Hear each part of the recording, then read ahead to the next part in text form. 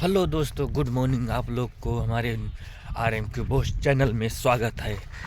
Video में बनते रहना। हम अभी आपको दिखाते हैं यहाँ पे अमृत सरोवर, यहाँ पे जो इनका है देशराज चौकीदार का है, यहाँ पे अली नगर अस्करनपुर।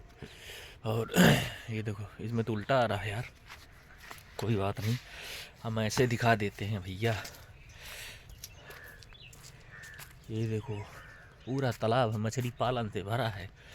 लाखों की तादाद में मछलियाँ भरी हुई पड़ी हैं।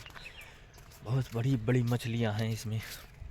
ये देखो, पूरा घूम के दिखा देते हैं। पूरा अच्छा सही बना है और अमृत सरोवर है ये उनके लड़के हैं चौकीदार के, देशराज के। तुम्हारा क्या नाम है? युवराज। युवराज।